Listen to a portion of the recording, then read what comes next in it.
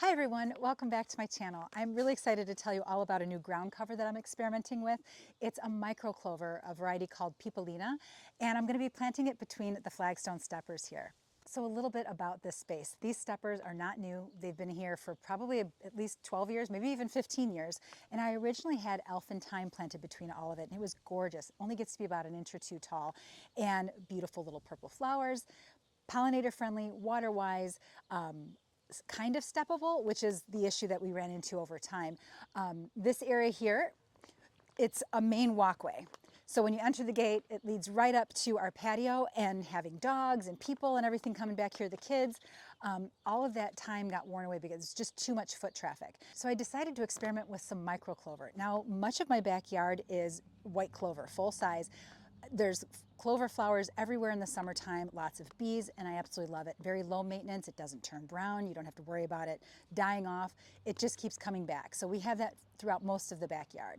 So I decided to go with a smaller version of it, although it's less floriferous, and it only gets to be about 4 to 6 inches tall, or maybe 3 to 6, but you can keep it as low as you want. It's very easy to groom, very steppable, you can walk on it. It's water-wise, low maintenance, hardy in zones 3 to 8. Full sun, loves that. So this is full sun, gets southern exposure all day long. So it really checked all those boxes for me. I ordered a 1/4 pound of pelleted seed from American Meadows, and pelleted simply means it's got a clay coating on it that makes the seed easier to spread.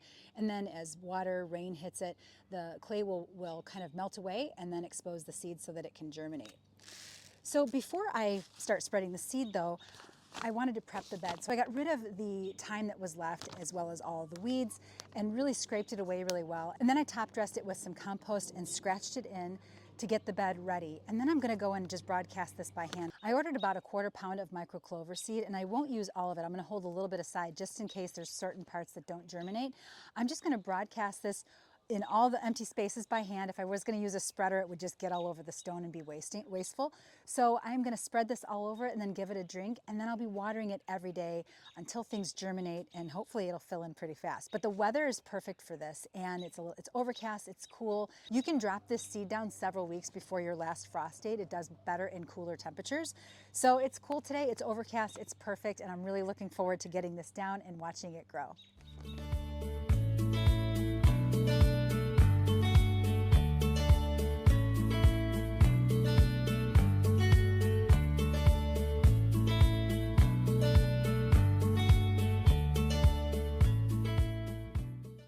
Now I'm just stepping on it just to make sure that there's good seed to soil contact.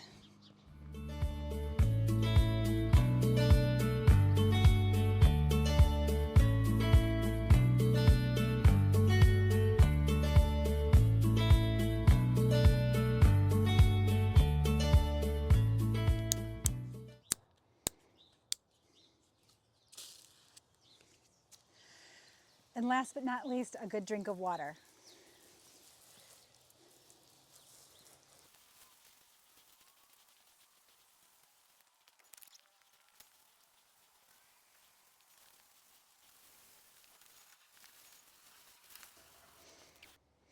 All right, guys, that's all there is to it. Now it's just keeping it watered. We've got rain coming later this evening and again tomorrow, so it's perfect timing, and it's going to remain cool for a while, so it's all good.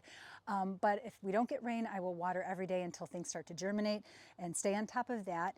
And I'm looking forward to watching this fill in. I think it's a great option if you're interested in something that's water-wise, drought tolerant, low maintenance, doesn't need to be fertilized. As a matter of fact, clover is a nitrogen fixer.